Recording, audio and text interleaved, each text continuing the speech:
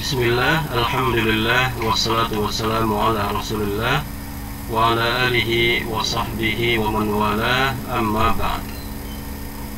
Para ikhwah dan akhwat rahimakumullah, insyaallah kita lanjutkan pembacaan kitab Matan Al-Ghayah wa Taqrib fil Fiqhi Asy-Syafi'i, atau yang masyhur dengan Matan Abi Syuja'. Kita lanjutkan fasal berikutnya. Qala al-muallifu rahimahullahu ta'ala, faslun, fasal, wa juludul maitati tathuru bid-dibaghi illa jildal kalbi wal khinzir.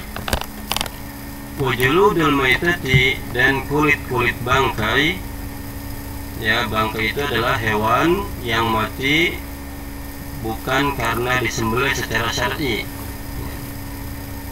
ya, hewan yang mati karena tercekik atau karena tertabrak atau jatuh dan sebab yang lain, ya, tanpa disembelih dengan cara yang syar'i. Nah, kulit-kulit bangkai ini tathuru, bisa suci, bidibag, dengan cara disamak. Jadi secara asal, ya, kulit-kulit bangkai ini adalah najis, ya. Nah, tapi dia bisa suci dengan cara disamak. Illa jildal kalbi wal khinzir, kecuali, ya, kulit anjing dan babi. Ya, maka dua hewan ini tidak bisa kulitnya dibersihkan, disamak. Ya, disamak itu, ya, kulitnya dibersihkan, daging-dagingnya dibuang, kemudian dijemur, ya, baunya juga supaya, ya, tidak bau kulitnya. Nah, dua hewan ini tidak bisa disamak, ya, tetap saja dia itu adalah najis, ya, karena dua hewan ini, ya, dia adalah haram, dan juga, ya, sebagian ulama mengatakan dua hewan ini adalah waktu hidupnya najis, ya,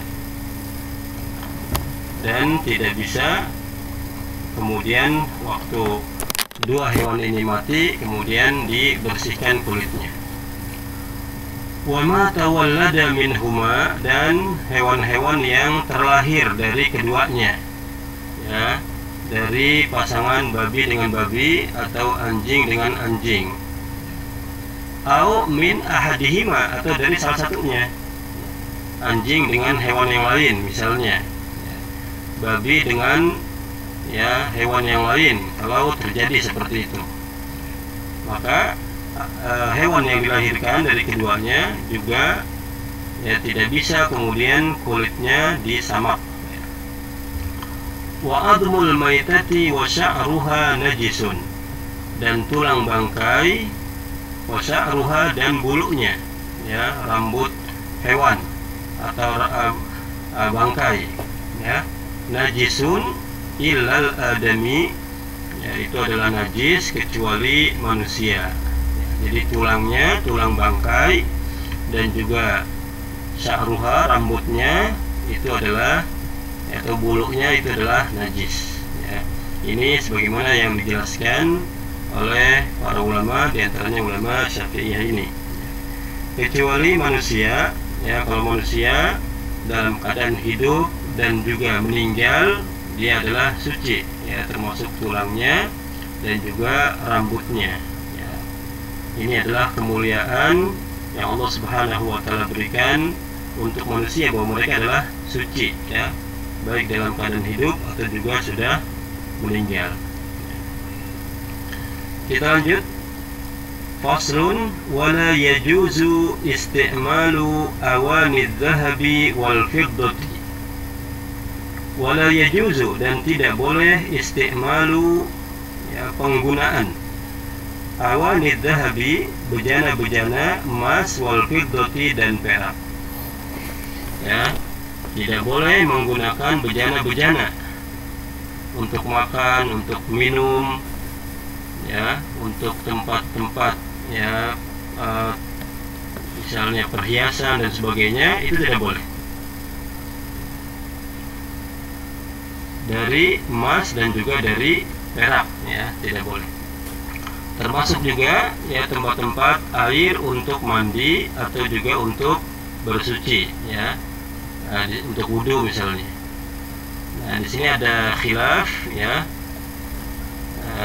Bolehkah seseorang menggunakan bejana-bejana emas dan perak dalam, ya, untuk bersuci, untuk mandi, untuk berwudu dan sebagainya, ya. Tetapi yang lebih hati-hati tentu adalah kita meninggalkannya, sebagaimana, ya, mazhab Syafi'i di sini tidak boleh menggunakan bejana-bejana emas dan perak, baik untuk makan atau juga penggunaan yang lain.